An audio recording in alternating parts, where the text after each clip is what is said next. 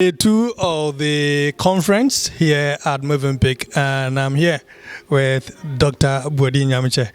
Nice having you here, sir. Thank you, sir. Thanks for having me. Yes, the numbers that are pouring on you for autographs and photo tells me of the impact you've had on the Realtors who are here so far. What do you make of this conference?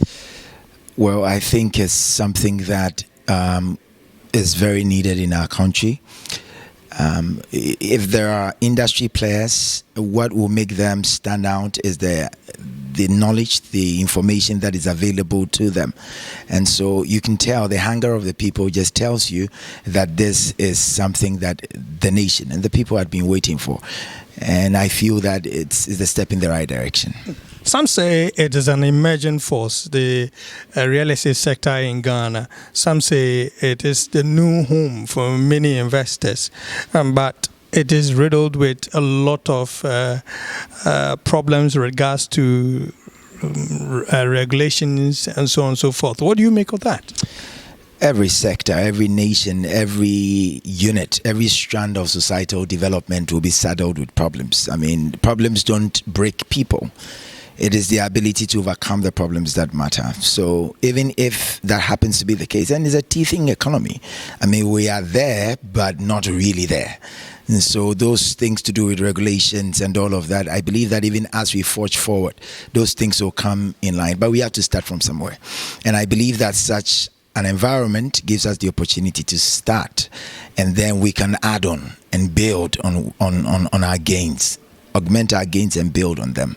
So the environment, the platform such as this has not been easy coming. I mean, it's taken Gripper quite a time and efforts to pull people, people like you together.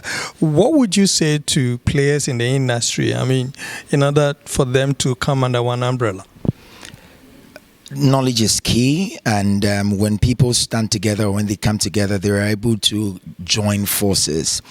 You are able to learn from me, I learn from you. You compliment me, I do same. It's just the common saying in staffing. You staff your weaknesses. So when you are in a group, it's like your weaknesses are being staffed, such that where you are weak, you'll find somebody who is strong who will make up for your shortfalls. And so I will encourage and urge everybody that it's the right time. You can't stand alone. You can't survive alone. It's about time that we all come together and push towards a singular direction or unit, and then that will help us make all the gains and gain the victories that we are looking for. Finally, there's a huge market, in the country when it has to do with affordable housing.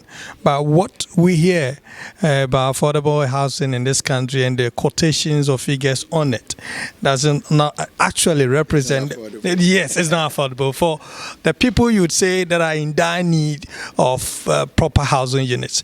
What is it that players in the industry can do to come to the level of the many people who have little to spend on housing?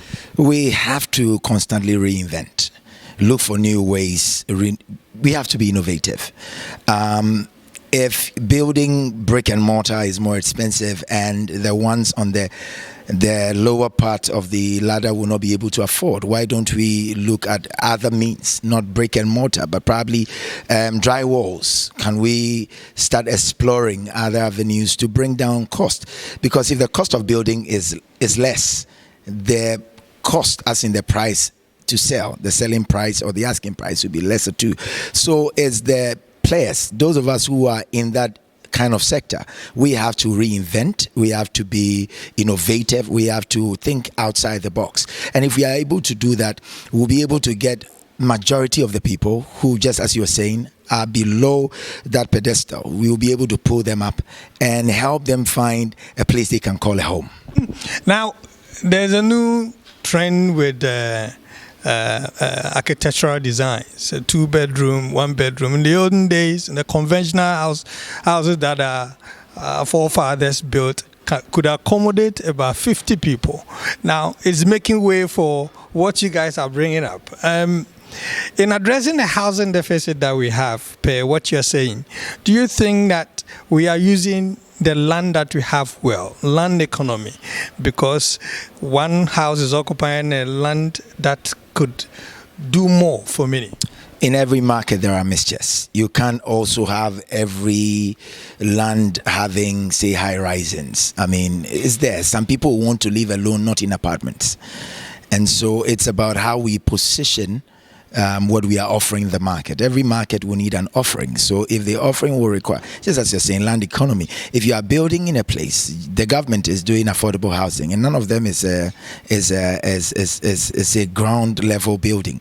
It's not even one story. They are all going up because they are making use of the land. That's land economy. But there are some other people too who want, say, mansions. In real estate, you look at all of that. But in going about, just as you're saying, say apartments and all of that to meet those who don't have, I think if you go up and sell cheap, you have defrayed or offset the cost of acquiring or getting the land, and you've shared it, you've distributed it across the spectrum. So it makes it even much more affordable. We can explore that. I mean, there is nothing beyond exploration. We can explore that, but we still have a lot of things to do, and the space is there. So we should explore. Do you also hold that Ghana is the brightest spot so far as real estate is concerned? Yeah, because it's not just your home. It's what comes around it. We have peace, we have security, tourism, everything that you need. So I feel that Ghana is the place for the world to come. And if you haven't visited Ghana before, you should come and invest in real estate in Ghana. Thank you very much. Thank you.